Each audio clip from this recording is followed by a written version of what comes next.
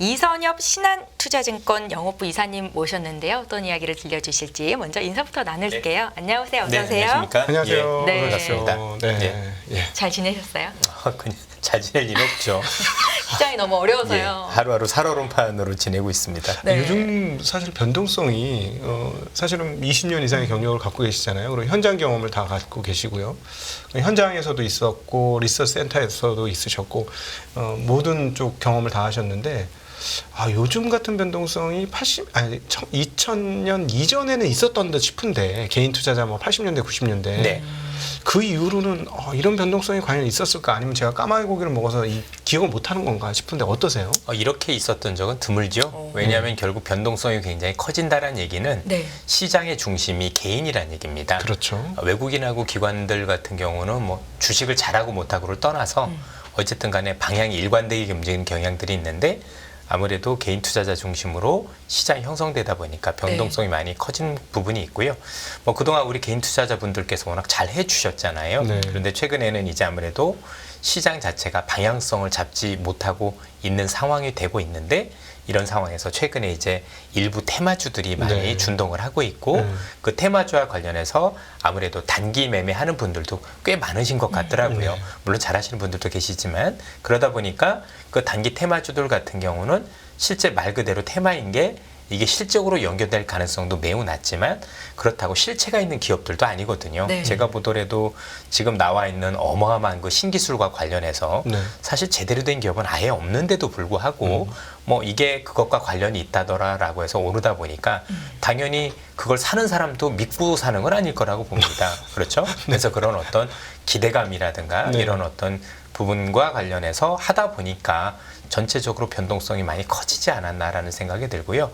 이것 외에도 최근에 시장에서 굉장히 좋았던 종목들 같은 경우도 대형주임에도 불구하고 굉장히 많이 오른 게 사실인데 네. 많이 오르면 향후 주가가 얼마나 더 좋을까 여부를 떠나서 중간중간 단계에서는 변동성이 커질 수밖에 없습니다. 특히 아시겠지만 최근에 시장에서 거래가 많이 줄었잖아요. 네. 거래가 많이 줄었다는 얘기는 조금만 사도 올라가고 조금만 팔아도 크게 하락할 수 있는 이런 변동성에 노출이 될 수 있겠습니다. 그래서 전체적으로 보면 한 3가지 정도가 방향성 없는 시장에서 우리 개인 중심으로 테마주 중심으로 시장이 많이 형성되다 보니까 변동성이 커진 것도 있고 또 아무래도 거래가 많이 줄다 보니까 조그만 거래에도 크게 오르거나 크게 내리고 있는 현상들이 지속되고 있는 것 아닌가라고 보여집니다. 네. 네. 주식 시장에 대한 이야기 조금 뒤에 더 자세히 듣도록 네. 하고요. 지금 시장에서 가장 우려되고 있는 이야기 좀 들어보고 싶은데요. 중국 경제에 대한 디플레이션 우려가 커지고 있습니다. 이거 뭐 리먼 사태로까지 퍼질 수 있다라는 우려감까지 겹치고 있는 상황인데 여기에 대한 코멘트 좀 들어볼게요. 우선 사실 여기 보시는 분들한테 제가 감히 네. 중국을 안다라고 얘기할 수가 있는지는 모르겠습니다. 네. 우선 중국에 대해서 많이 고민도 해봤고 공부는 해봤지만 분명한 건 한국에 있는 사람으로서 뭐 중국 정부에 제가 들어가 있지도 않는 사람으로서 아마 저 말고도 다른 사람들도 그럴 거라고 생각을 하는데 중국에 대해서 올바르게 우리가 다 알고 있지 않다라는 걸 전제로 말씀을 드리도록 하겠습니다. 네. 쉽게 얘기해서 그냥 제가 가지고 있는 생각 정도라고 보시면 될 것 같고 너무 깊게 생각은 안 해주셨으면 하는 그만큼 제가 부족하다는 말씀을 드리는 겁니다. 우선 지금 상황에서 2가지는 갈라야 될 것 같아요. 리만 사태라고 부르는 건 금융위기라고 얘기를 하는 거고 네. 경제가 안 좋아지는 경기 침체와 리만 사태는 너무 다른 겁니다. 여러분도 아시다시피 일반적인 금융위기라고 하면 현재 부동산을 비롯해서 많은 자산 가격이 하락을 하고 그 자산 가격이 금융 시스템을 건드리고 네. 그 금융 시스템을 건드리면 시장에서 흔히 얘기하는 신용 경색이라는 게 나타나면서 지수가 하락을 하고 경제가 안 좋은 걸 얘기를 하는데 통상적으로 이런 리만과 같은 금융 위기가 나오면 네. 회복되는데 아무리 빨라도 10년입니다. 그리고 돈을 찍고 별짓을 다 해도 쉽게 일어나지 않고 글로벌 역사상 이런 금융 위기는 3번밖에 없었습니다. 1929년 대공황, 네. 그리고 여러분들 잘 알고 계신 일본의 잃어버린 30년, 2008년이었었기 때문에 그런 것들이 쉽게 오는 건 아니다라고 판단을 해보시면 될 것 같고 아무래도 미국하고 중국이 이제 뭐 G2로 하고서 이렇게 큰 덩치들이 크게 나오면 시장에 미치는 영향이 크다라고 봐야 될 것 같습니다. 일단 그게 금융위기고 우리가 알고 있는 뭐 디플레이션은 말 그대로 경기가 현재보다 더 안 좋아지는 걸 뜻하는데 경기가 안 좋아진다라고 해서 금융위기로 가는 건 아니다라는 말씀을 먼저는 드리고 있고요. 네. 전반적으로 지금 중국판 이게 리먼까지 가느냐에 대해서는 아직까지 그걸 거기까지 갑니다라고 얘기하는 건 너무 섣부른 판단인 것 같아요. 네. 향후 시장에 돌아가는 판세, 중국 정부의 어떤 대응, 그에 따라서 시장의 신뢰 이런 것들을 보면서 조금 더 판단해도 늦지 않다라는 말씀을 드리고 있고 어쨌든 이게 리만으로 가지 않다고 하더라도 최근에 일어나고 있는 일련의 중국의 이런 흐름을 놓고 보면 잘 된다고 하더라도 경기가 부진해지는 건 피할 수 없는 것은 모두 다 인정을 하고 있는 것 같습니다. 따라서 경기가 현 상황에서 조금 더 안 좋아질 부분들, 왜냐하면 아시겠지만 중국 경제를 지탱하고 있었던 여러 가지 것들, 예를 들어서 소비, 투자, 그다음에 수출 이 세 가지가 경제의 지탱인데 지금 뭐 미중 갈등 때문에 수출도 쉽지 않고 당연히 부동산이 굉장히 어려워졌으니 소비도 쉽지 않을 거고요. 또 이 투자라는 것도 결국 SOC라든가 부동산과 관련된 투자였는데 뭐 최근에 중국의 부채 문제도 있고 또 현재도 과잉 투자 때문에 이런 사태를 겪고 있는 것 보면 경제가 생각보다 썩 나이스하게 돌아서기는 어렵지 않을까. 라는 생각에 대해서는 저도 이견이 없습니다만 네.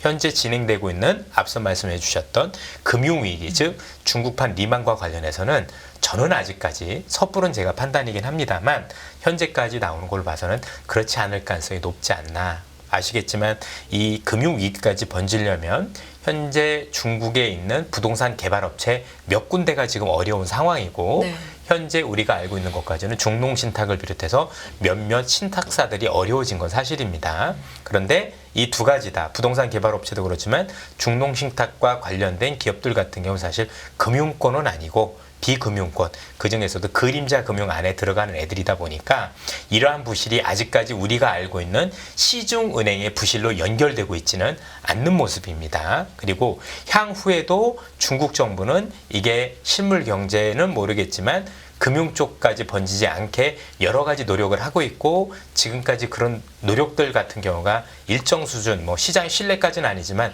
불신은 아니라는 점에서 놓고 볼 때는 그 가능성은 매우 낮은 거 아닌가라고 판단을 해볼 수가 있을 것 같습니다. 난 사실은 그 최근에 뭐 리만 이야기가 나오는 이유는 네. 부채가 너무 많다. 부채가 많아서 부채 위기가 터지면 항상 문제가 되지 않았느냐 네. 하는 그 논리 때문에 그 얘기가 나오는 것 같아요. 근데 이제 여기서 조금 나눠봐야 될 게 지방은행의 부채, 지방 정부들의 부채는 꽤 많은 건 사실인 것 같고요. 그리고 말씀하신 것처럼 그럼에도 불구하고 중국의 주요 은행들은 별반 문제가 없는. 사실 상반기 주가 흐름만 봐도 전혀 문제가 없는 뭐 그런 상황이니까 사람들이 그 구분을 잘 못해서 그런 건 아닌가 싶고. 그 다음에 세 가지 레드라인이라고 네, 해서 맞습니다. 예, 네. 그것들을 사실 2년간 밀어붙였기 때문에 2년 이상 밀어붙였기 때문에 이런 사태가 벌어진 거니까 사실 뭐 중국 정부에서는 알고 있지 않았을까 싶은데 요거에 대한 구분을 조금 시청자분들한테 해주시면 좋을 것 같습니다. 우선 지금 말씀 너무 잘 주셨는데 네. 현재까지 진행된 상황은 중국 정부가 조장한 건 맞습니다. 중국 정부가 원래 서둘러 했어야 되는데 조금 뒤늦은 감이 없잖아 있지만 너무 과잉으로 진행됐던 부동산 투자와 관련해서 일정 부분 매수를 가했고 그 세 가지 레드라인이라는 게 결국은 기업들한테 무리하지 말고 부채를 통해서 사실 부동산 개발을 하지 말라는 계시였었죠. 네. 뭐 우리가 잘 아는 것처럼 뭐 우리가 순부채 비율이 뭐 70%뭐 이런 식으로 해서 결국 이런 어떤 세 가지 레드라인 빚이 많은 기업들 현재 순자산 대비해서 빚이 100% 이상인 기업들은 증자도 못하고 채권도 발행을 못하고 그다음에 은행한테 돈을 빌릴 수도 없게 해서 아예 자금줄을 끊어서 너네들이 만약에 내 얘기를 어디고 계속적으로 부동산 개발을 했을 경우 안 좋아질 수 있어라는 일단 가이드라인을 줬고요. 여러분들 이번에 비구유한 같은 경우 즉 벽개원이라고 불리는 이 기업이 어느 날 갑자기 쓰러진 건 아니고 네. 올 초부터 이미 중국 정부는 쓰러진다고 계속 경고를 줬었습니다. 참고로 스트레스 테스트가 있었고 그 스트레스 테스트 안에 이 기업이 어려워질 거라는 게 이미 신문지상으로도 보도가 됐었어요.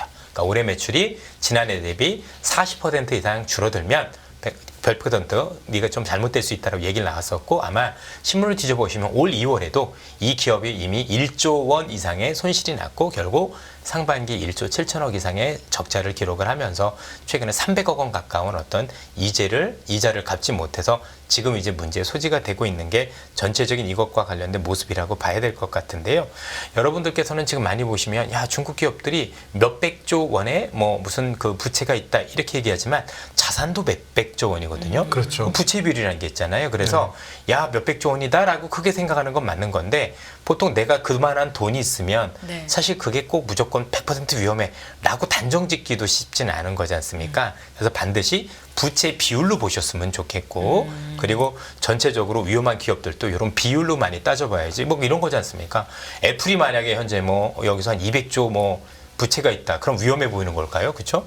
가지고 있는 자산이 얼마인데 이런 그렇죠. 것처럼 그런 것들을 공통적으로 좀 비교해봐야지 될 것 같은데 우선적으로 중국판 리만 가능성이 많이 낮다라고 얘기하는 것 중에 하나는 뭐냐면 리만 브라더스는 이 부동산과 관련된 부실 자체가 단순히 부실화됐던 게 아니라 이 부실을 파생 상품으로 만들어서 모든 은행들이 공유하고 이게 전 세계적으로 거미줄처럼 연결이 돼 있었습니다. 예. 근데 중국은 파생 상품이 없습니다. 네. 따라서 우리가 드러나 있는 부실이 다다. 이렇게 생각하시면 될 것 같고 앞서도 말씀드렸지만 제일 위험한 건 뭐냐면 만약에 중국 정부가 의도를 안 했어요. 그리고 열심히 부동산도 막으려고 했는데 이런 사태로 갔다라면 진짜 위험한 건데 그렇죠. 중국 정부는 일부러 이렇게 될 거라고 알고도 있었고 상반기에도 경고를 했고 그리고 실제로 그렇게 되었습니다. 네. 그렇게 놓고 보면 중국이 아직까지 현재 이 문제가 통제권 바깥에 있다라고 보기는 어려운 게 아닌가라는 생각이 듭니다. 이렇게도 한번 말씀드려보죠.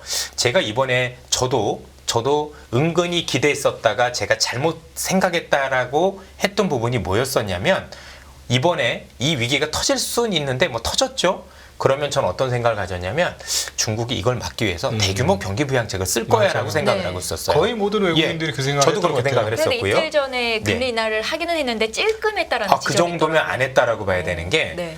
중국의 이제 금리 인하 중에서 보통 LPR이라고 금리 인하 중에서 1년물이 있고 5년물이 있는데 1년물은 했어요. 그러니까 시중에 유동성 공급해 주겠다는 얘기겠죠. 네. 근데 5년물이 사실은 주택담보대출 금리거든요. 이거를 안 했어요. 물론 안 한 이유는 당연히 중국의 인민들한테 부동산 투자는 하면 안 되라는 계시가 될 수도 있겠지만 그게 중요한 게 아니라 정말 어렵다면 해야 되는 거잖아요. 그렇죠. 그런데 시장에서는 금리 인하를 크게 기대를 했는데 안 네. 했다라는 거죠. 그럼 저는 두 가지를 긴장을 했어요.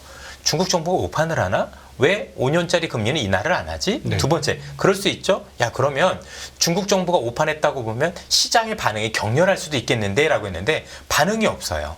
그 얘기가 뭔지에 대해서 우리가 고민을 해볼 필요가 있을 것 같습니다. 무슨 얘기냐면 중국 정부가 볼 때는 그 정도 금리 인하 안 해도 충분히 버틸 정도로 그 정도 위기는 아니다라고 생각을 했을 거고 더더욱 중요한 건 그에 따른 시장의 반응도 없었다라는 것. 네. 오늘 우리 시장에서 외국인 샀잖아요. 네. 중국이 금융위기인데 한국을 그냥 냅두겠습니까? 아시아 시장에서 아마 조 단위로 돈을 매일 뺄 거려? 그렇지도 않았다는 얘기는 현재 우리가 알고 있는 위기와 관련해서는 뭔가 조금 우리가 과장돼서 알고 있는 것 아닌가. 이것과 관련해서 제가 당연히 모르는 게 많을 것이니 중국 현지에 있는 애널리스트들이나 이런 분들하고도 원래 교류가 있어서 많이 물어봤지만 비구유한이라는 회사를 전 국민이 알고 있는 것도 한국이 유일합니다. 중국인도 잘 모르는 사람도 많을 정도로. 뭐 우리 다 알잖아요. 그죠? 네. 다 망할 것 같고. 근데 거기는 그런 뉴스도 잘 안 나와요. 생각보다. 네. 그래서 우리가 생각하는 거고 많이 다르다. 다시 한번 조금 소개를 해보면 중국판 리먼으로 벌어지려면 이게 파생상품화돼서 중국의 금융회사들 그중에서도 은행 그리고 이 은행으로 그치지 않고 글로벌 은행으로 확산될 때 그런 우려가 있는 건데 지금은 중국의 은행도 크게 건드리진 않을 것 같다 정도로 시장에선 얘기가 나오고 있다라고 보셔야 될 것 같습니다. 네, 그렇지만 어쨌든 그 최근에 이제 골드만삭스가 중국의 그 은행에 대한 그 뭐죠? 그 신용 등급. 뭐랄까 전망을 상당히 낮췄어요. 네. 그 이유를 보면 결국 중국 정부가 은행 팔 비틀어서 지방 정부의 채권 발행을 도와주도록 할 것이다. 그러니까 지금은 되게 건전해 보이고 좋지만 시간이 갈수록 이게 상황이 안 좋아질 것이다. 이렇게 얘기를 했거든요. 그 사실은 그렇게 되는 게 부양책 아니겠습니까? 네, 맞습니다. 따지고 보면. 실제로 여러분들 아시다시피 지금 중국의 지방 정부도 부실한 게 사실이고 네. 지방 정부의 부채가 나오는 기관마다는 다르지만 제가 본 기관에서는 GDP 대비 48% 정도 된다라고 나오더라고요. 그래서 이 지방 그 정부들이 문제가 되는 것 중에서 얘네들이 가지고 있는 금융기구가 있어요. 이것도 그림자 금융인데 LGFV라는 게 있습니다. 네. LG니까 로컬 거버먼트고 지방정부, 그다음에 FV니까 파이낸셜 비이클이라 그래서 지방정부가 요걸 통해서 여러분들 땅을 이렇게 임대를 해주고 받는 그런 기구인데 네. 여기가 부실하다는 얘기는 나왔고 실제 부실하고요. 그래서 여러분들 어제 보셨겠지만 중국 정부가 250조 채권 발행을 통해서 이들 어떤 지방정부의 어떤 그 채무를 차원 발행할 수 있도록 조치를 취했거든요. 네. 그래서 이런 조치가 취해졌다는 얘기는 나중엔 모르겠는데 당장 이게 뭔가 문제가 될 정도의 이런 상황들은 일단 넘기고 있다라고 보셔야 될 것 같습니다. 네. 사실은 그 중국의 필드로 많이 왔다 갔다 하신 분이기 네. 때문에 다른 무엇보다도 이 부분은 다른 분에 비해서 조금 더 명확하게 더 아니면 근사치로 말씀해 주실 것 같은데 네. 이제 단체 관광 풀었습니다. 중국이. 네. 그래서 상당히 기대가 많아요. 근데 제가 보기에는 환율만 감안해 보면 한국보다는 일본이 훨씬 많이 갈 것 같고 그런데 과연 중국 단체 관광이 풀어서 과연 관광객들이 한국과 일본에 많이 올 것이냐 어떻게 보십니까? 바로 내일부터 시작인 걸로 알고 있는데요. 실제 지금 그 관광객들 모집과 관련해서 여행 사이트에 들어가 보면 여행객들 숫자하고 어디 선호하는지 나오고 있고요. 현재는 9대 1에서 8대 2 정도로 일본입니다. 근데 이제 제가 이거를 일본에 많이 간다라고 얘기하는 게 아직 제가 좀 부끄러운 게 이전에 화랑기 때는 몇 대 몇이었는지 잘 모르겠어요. 그때도 그랬었으면 그냥 똑같이 오는 건데 네. 일단 일본을 많이 가는 건 확인이 되어 있고 제주도에도 많이 들어온다라고 현재 크루즈가 돼 있죠. 그래서 제가 다음 주에 바로 제주도로 갑니다. 어쨌든 온다고 하니 중국인 관광객 확인하러 가시는군요. 예, 그것 때문에 네. 가는 거지 뭐 다른 건 없고요. 일단 가서 진짜 얼마나 오는지 봐야 될 것 같고 이 친구들이 와가지고 우리가 별로 기대는 안 하지만 어쨌든 이전에 비해서 소비 어떤 성향들이 많이 바뀌어져 있을 거잖아요. 그렇겠죠. 그렇죠? 특히 제주도를 가는 데는 그만한 이유가 있을 거라고 생각을 하는데 그래서 그런 것들을 눈으로 확인하고 다시 한번 우리 시청자 여러분들한테 말씀을 드려야 될 게 아닌가. 이건 제 의견은 아닙니다만 얼마 전에 우리 KB증권의 박수연 연구원께서 제가 굉장히 좋은 어떤 아이디어를 주신 거를 얼마 전에 방송을 통해서 본 적이 있지만 역시 중국이 이렇게 되면 중국 서민들 같은 경우는 쓸 돈이 별로 없다. 그런데 그럴 것 여전히 같죠? 부자들은 네. 많이 쓸 수 있는데 네. 그래서 카지노는 괜찮지 않겠느냐는 아이디어를 주셨던 것 같고 저도 그 아이디어에 생각보다 많이 공존을 하고 있어요. 그러나 네. 그건 제 생각인 거고 그게 실제로 그런지는 제가 가서 눈으로 봐야지 알 수 있는 거라서 일단 가서 제가 눈으로 보고 아 실제 이 친구들이 이렇게 소비가 성향이 바뀌어 있구나. 또 우리 기대만큼 오는지 안 오는지도 볼 수 있을 거잖아요. 그렇죠? 그것도 아마 그걸 통해서 있지 않을까. 그래서 다음 주는 제가 제주도 그다음에 김포공항, 인천공항을 두루두루 가볼 생각이고요. 관계자분들도 만나서 실제 들어오는 입출입국자 수초도 일단은 확인을 해볼 생각입니다. 그러면 조만간 또 한 번 모셔서 괜찮습니다. 중국 예, 상황을 예. 좀 예. 중국 관광객이 진짜 한국에서 얼마나 어디에 돈을 쓰고 있는지 확인해보는 시간도 가질 거고요. 네. 저희 중국 불안한 이야기는 여기서 그만두고 이제 미국 쪽으로 넘어가 네. 볼까요? 미국의 금리 10년물 국채 금리가 치솟고 있는데 여기에 대한 생각은 어떠세요, 이사님? 일단은 금리가 왜 치솟는지 일단 원인을 알면 네. 시장에 대한 답이 보인다라고 생각을 합니다. 얼마 전에 월스트리트의 닉 티밀하우스 기자도 똑같은 얘기를 했고요. 네. 일단은 생각보다 경기가 탄탄하기 때문에 당연히 그렇게 되면 금리 인하를 하지 않을 거고 금리 수준이 높아질 수 있기 때문에 그렇게 되면 기준금리 대비해서 10년 금리 같은 경우는 프리미엄이 붙으니까 그걸 감안해서 일단은 크게 오를 가능성이 높다라고 했던 게 첫 번째고 두 번째는 경제 빼놓고는 대부분 수급적인 요인입니다. 네. 결국 지금 미국 국채 시장에서는 파는 사람밖에 없는 거죠. 네. 첫 번째 팔고 있는 사람은 미국 중앙은행입니다. QT, 즉 네. 양적 긴축이라고 하는데 양적 긴축은 시중에 있는 돈을 빨아들이기 위해서 결국 가지고 있는 국채를 팔고 있는 거죠. 그렇죠. 그래서 일단 미국 중앙은행이 팔고 있고요. 두 번째는 의외로 이번에 3분기 들어서 무슨 문제가 있었냐면 미국에서 세금이 많이 거치지 않았고 근데 돈은 많이 쓰고 있습니다. 그래서 당초 원래 예상을 했던 게 얘네들이 7천억 불 정도의 어떤 돈을 쓰려고 했는데 그것 가지고 안 돼서 3천억 불 정도를 추가적으로 쓰겠다라고 하면서 미국 정부가 추가적인 채권을 발행을 해서 역시 미국 정부도 채권을 팔고 있는 사람들입니다. 네. 정부와 팔고 있고요. 이러면 끝날 줄 알았는데 일본이 최근에 네. YCC 정책과 관련 변경 이런 것들을 하면서 일본인들이 미국 국채를 일부 팔고 있는 게 네. 확인이 되고 있고 그것보다는 중국이 최근에 위안화 약세를 막기 위해서 미국 국채를 던지면서 위안화를 사는 건 눈으로도 확인이 됐고 데이터로도 금액도 확인이 되고 있습니다.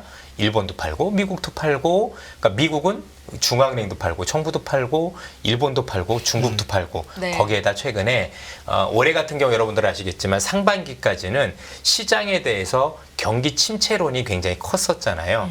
경기 침체론에 컸던 미국의 대형 펀드들은 두 가지 액션이 있었습니다. 하나의 액션은 주식에 대한 숏 포지션이 있었고 채권의 과잉 매수가 있었거든요. 네. 그래서 우리가 알고 있는 주식에서는 300조 원의 손실을 기록을 했고요. 채권 시장에서도 200조 원 가까운 손실을 냈습니다. 네. 그래서 어떻겠습니까? 지금 채권 전부 다 손절매하고 있으니 역시 또 다 팔고 있겠죠. 네. 그래서 이런 것들이 합쳐져서 미국의 국채 금리가 굉장히 오버슈팅 되어 있다라고 생각을 합니다. 그래서 저도 일정 부분 미국 국채가 올라갈 거에 대해서는 이견은 없는데 지금 수준은 저 개인적으로 볼 때는 생각보다는 원래 가야 될 수준보다는 오버슈팅 되어 있다라고 판단을 하고 있는 상황이다라 볼 수가 있을 것 같습니다.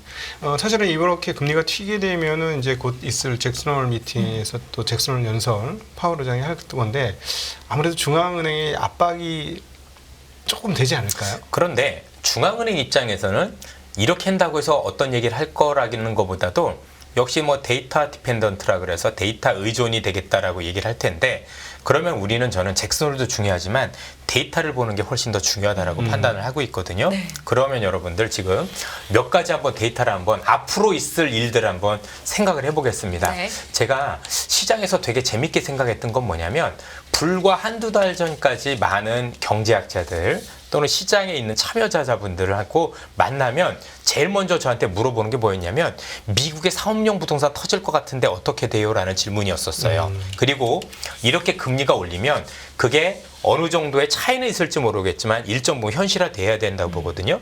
그런데 어떻게 연말에 미국의 금리가 이거보다 높을 수가 있나요? 일단 첫 번째. 네. 두 번째, 중국 경제 안 좋다라고 얘기를 하죠. 중국 경제가 안 좋으면 물가를 다 끌고 내려갑니다. 여전히 교육이 굉장히 많기 때문에 일단 중국발 디플레가 글로벌에 수출될 수 있다라고 하면 분명히 물가가 낮추는 요인이면 현 수준보다 물가가 더 올라가기는 쉽지 않습니다. 네. 아울러서 중국의 역할 중에 가장 큰 건 여전히 인정해야 될 건 전 세계 우리가 원자재의 50% 이상을 다 중국이 수요하고 있습니다. 네. 그러면 지금 우리가 생각한 대로 많은 분들께서 중국의 경제가 그렇게 안 좋다라고 보면 안 좋다라고 분명히 원자재 가격 현재보다 훨씬 더 다운이 될 텐데 예. 그것 역시도 물가를 낮추는 요인이 되지 않겠습니까? 네네. 그렇게 봐야 되면 과연 물가가 현 수준보다 더 낮아질 게 확연하게 보이는데 현 수준에서 계속해서 국채 금리가 올라갈 거고 굳이 연준을 바라볼 필요가 있는지는 저는 잘 모르겠습니다. 아울러서 오늘 아침에 나온 월스트리트 저널이나 이런 기사를 놓고 보면 미국의 임금이 빠지고 있다는 기사가 공식적으로 떴습니다. 예. 그래서 임금이 둔화되고 있으면 지금 연준이 제일 물가 반등과 관련해서 제일 눈여겨보는 두 가지가 뭐냐면 하나는 서비스업 쪽의 물가고 두 번째는 낮아지지 않고 있는 이 고용이 너무 탄탄하다 보니까 임금이 자꾸 내려가지 않아서 우려를 했었던 건데 네. 지금 임금이 안정되고 있다는 소식이 들리고 있고 동시에 어쨌든 경기가 현재보다 조금 안 좋아지면 서비스업도 이전 같지 않을 수도 있는 거잖아요. 그러면 물가 재발 가능성이 낮아지는 이런 데이터들이 확인되는 시점에서는 현재 오버슈팅 되었던 금리가 일정 부분은 제자리를 찾아오지 않을까. 즉 금리가 많이 낮아지거나 하락 추세로 가는 건 아닐 겁니다만 현재 있는 수준보다는 저는 조금 더 낮은 수준에서 안정을 보일 가능성이 높다라고 보고 그래서 현 수준은 저는 정정이 굉장히 과매수되어 있다고 판단을 합니다. 그러니까 지금 수준에서 금리가 더 위로 갈 방향보다는 아래쪽으로 열려 있다라는 말씀이신 거고요. 길게 보면 그런 것 같고요. 네. 단기적으로 한 번 정도 오버슈팅이 있는데 그게 저는 마지막일 것 같습니다. 오늘 읽은 기사를 보니까 우리나라 국민들 많은 분들이 미국 국채 ETF를 매수했다고 하는데 손실률이 크다고 하더라고요. 그분들은 계속 좀 들고 있어도 되는 건지. 아, 이거 참 함부로 말씀드리기 그런 게 네. 원래 이제 보통 채권을 살 때는 실물을 사서 만기 매칭으로 하면 그러니까 내가 그렇죠. 만기까지 오면 별 문제가 없는데 네, 네. 아마도 그분들께서도 원래 이제 생각은 그래도 이 정도 금리면 조금 경기 침체가 오지 않겠느냐라고 생각을 하셔서 그랬던 것 같아요. 네, 네. 그렇죠? 근데 참 이게 ETF다 보니까 참 뭐라고 말씀드리기가 쉽진 않은 것 같습니다. 왜냐하면 ETF가 금리를 온전히 다 반영하지 못하는 경우들도 요즘 많아지고 있습니다. 알겠습니다. 네. 그렇다면 또 내일 우리나라 금통위 문제도 남아 있는데요. 여기에 대한 코멘트도 좀 여쭤볼까요? 이미 뭐 한국은행에서는 어느 정도 언지를 줬던 것 같습니다. 네. 그래서 한국은행 총재께서도 현재 미국과 한국의 금리 차이가 중요한 게 아니라 금리의 방향이 중요하다라는 그렇죠. 말씀을 주셔서 아무래도 이거는 잭슨홀을 그건 기다리고 있는 것 같아요. 그래서 잭슨홀에서 뭐 단순히 뭐 그게 아니라 뭐 방향을 완전히 정해서 아직도 멀었으면 우리는 쭉쭉쭉 갈 겁니다라고 그런 발언이 안 나온다라면 사실 현 수준에서는 계속 동결하는 게 맞지 않을까. 뭐 올리진 않을 거라는 건 분명해 보이고요. 미국하고 우리나라는 많이 상황이 다릅니다. 왜냐하면 제가 최근에 여러분들 여기 오기 전에 제가 정말 중국과 관련된 데이터를 정말 얼마를 받는지 모릅니다. 그런데 뭐 중국의 개인 부채가 어떻고 뭐 이런 거 봤는데 어이없게도 한국이 더 높아요. 그럼요. 예, 그래서 전 세계 개인 이거 부채 중국만 안 1등이죠. 나오면 우리가 더 먼저 죽겠는데 이런 생각을 많이 했거든요. 네네. 그렇죠. 그래서 지금 남 뭐 생각할 때가 아니다라는 생각을 많이 해서 그래서 함부로 우리는 괜찮은데 근데 중국은 죽을 거야 얘기하는 것도 그래서 좀 이상한 거예요. 그러니까 재미있는 현상들이 있어서 함부로 말씀드리긴 그렇고 어쨌든 우리나라는 개인 부채도 많지만 이게 다 변동금리다 보니까 금리에 민감할 수밖에 없겠습니다. 네. 그래서 현 수준에서도 자영업 하시는 분들이나 중소서민들부터는 너무 어려우시기 때문에 미국이 특별하게 방향을 잡아서 누가 보더라도 앞으로도 쭉쭉쭉 갈 거다 한 번도 아니고 여러 차례에 걸쳐서 금리를 올린다 이런 시그널이 아니다라고 보면 지금 우리가 생각하는 시그널 예컨대 이번에 7월에 있었던 게 마무리고 9월에는 동결 가능성 뭐 어차피 금리는 조금 길게 간다고 하더라도 그런 정도 뉘앙스라면 저는 동결 정도로 현재 예상을 하고 있습니다. 사실은 근데 올해 중반기만 해도 연말쯤 되면은 금리를 내리지 않겠느냐. 국내에 네. 경기가 신속하게 냉각되고 있으니 그렇게 될 것이다라고 생각을 했는데 최근 한은의 태도를 봐서는 쉽게 금리를 내릴 것 같지는 않습니다. 저는 이렇게 생각해 봤습니다. 올해 내내 금리를 보면서 과연 우리가 한 번이라도 전망을 제대로 해본 적이 있는가? 네. 농담이 아니고 그렇죠? 저를 비롯해서 굉장히 부끄러운 얘기지만 지나 보면 올해 금리 전망은 굉장히 참 쉽지 않았다. 그리고 한두 달 차이로 계속해서 전망이 바뀌어가고 있는 걸 연준도 마찬가지고요. 저 역시도 마찬가지였을 거고 저도 이 정도 금리 올릴 줄은 몰랐습니다.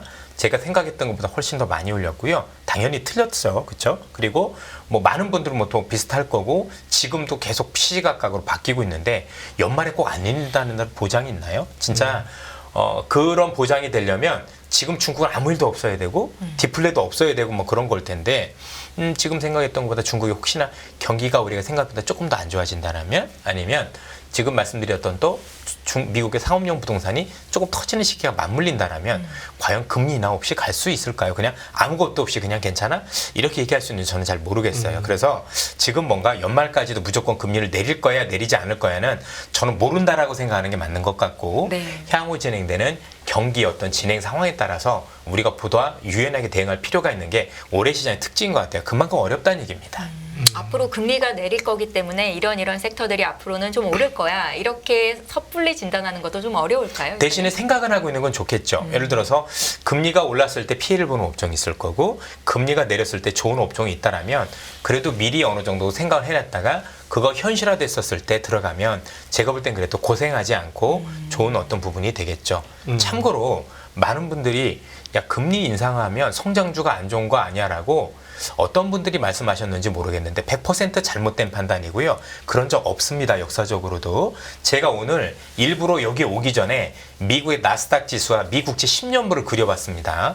미국채 10년물 오를 때 나스닥이 안 오른 적이 한 번도 없습니다. 네. 무슨 얘기일까요? 금리 오를 때 성장주가 내린 적이 없다는 얘기입니다. 근데 어떤 분들이 나오셔서 그런 잘못된 얘기를 하고 있는지 저는 바로 잡아 주셨으면 좋겠습니다. 왜냐하면 여러분들 이렇게 생각을 해보세요.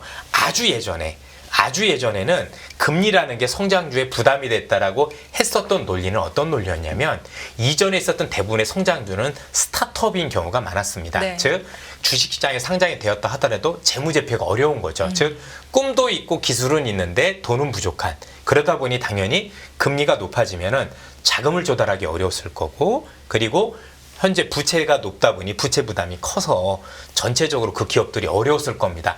아마도 지금도 그런 스타트업 기업들은 그러지 않겠습니까? 네. 그런데 지금 우리가 일반적으로 성장자로 부르는 기업들은 빅테크 기업들인데 전 세계에서 빅테크 기업들이 돈이 제일 많습니다. 금리 오르면 이자 더 받습니다. 그래서 사실은 지금 금리가 오르면 그 기업들이 더 망가지는 게 아니고 사실은 그 기업들이 꼭 피해를 본다라고 일반화시키기는 어렵다라는 거죠.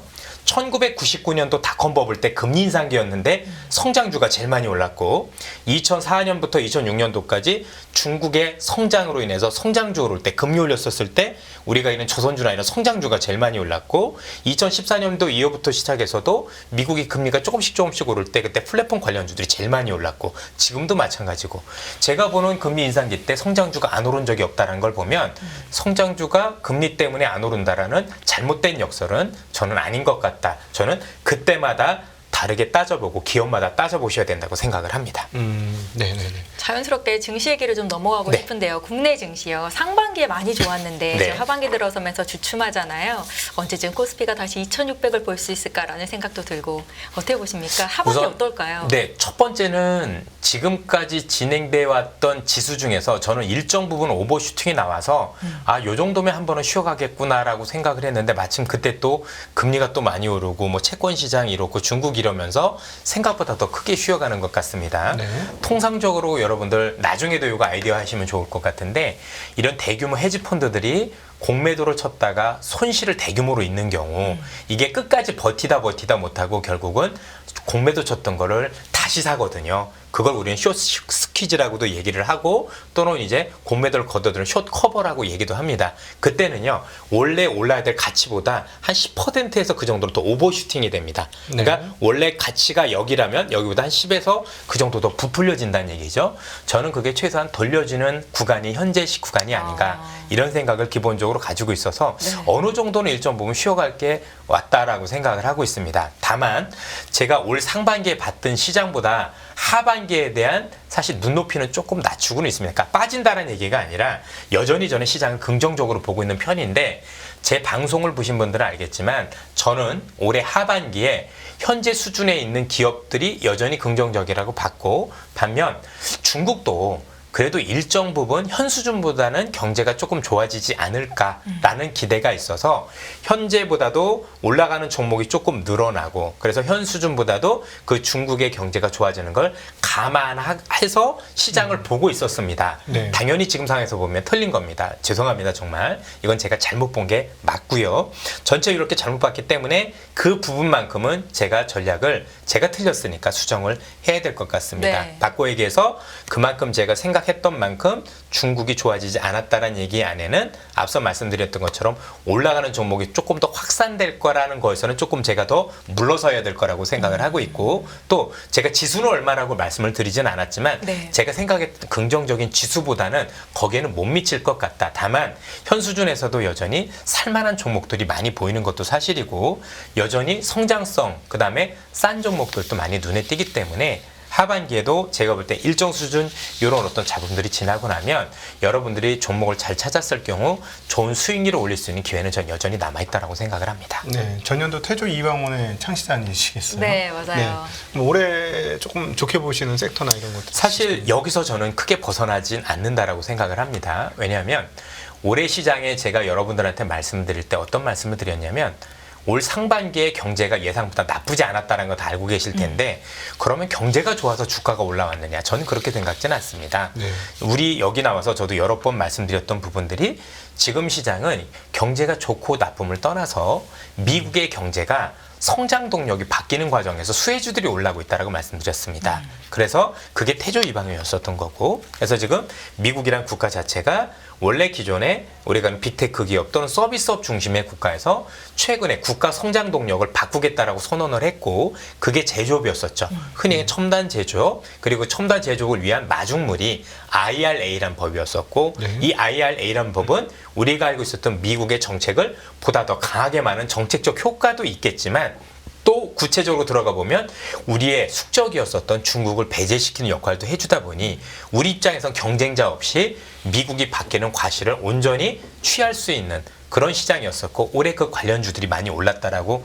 생각을 하거든요. 그럼 향후에도 이 관련주들 중에서 종목별로는 많이 다르겠습니다만 제가 보더라도 많이 찾아보니까 많이 올라서 제가 볼 때는 여기서부터 중지인 종목들도 있겠지만 여전히 싸고 추가적으로 수주라든가 이런 것들도 보이는 종목들도 많은 것 같습니다. 네. 그래서 저는 그 안에서 뭔가 어떤 그 기회를 많이 찾아야 되는 거 아닌가라는 생각을 가지고 있고 뭐 AI도 여기에서 빠지진 않습니다. 예를 들어 태조 이방원의 시즌 2가 시작이 되는데 오른 주식들은 걷어내고 아닙니다. 오른 것들 중에서 더 오른 것도 많이 보여요. 예. 네. 그래서 여러분들께서도 많이 올랐어라고 안 볼 게 아니라 올랐어도 이 정도 실적이었는데 PR이 퍼가 10배밖에 안 돼. 이런 기업들이 생각보다 많습니다. 그런 기업들 같으면 여전히 싼 거죠. 네. 그렇죠? 예. 네. 끝없는 위기 속 기회는 언제나 숨어 있습니다. 성공한 투자 고수들과 나눈 투자의 철학. 다가올 기회를 잡아내는 부의 만찬으로 여러분을 초대합니다. 푸짐하게 한 상 차려놓았습니다. 안녕하세요, 유승입니다. 더 많은 영상을 보고 싶으신 분들은 화면 오른쪽에 있는 구독 버튼을 눌러주시기 바랍니다. 그리고 영상을 보시면서 좋아요는 필수인 거 아시죠? 항상 인포맥스 라이브를 사랑해 주셔서 감사합니다.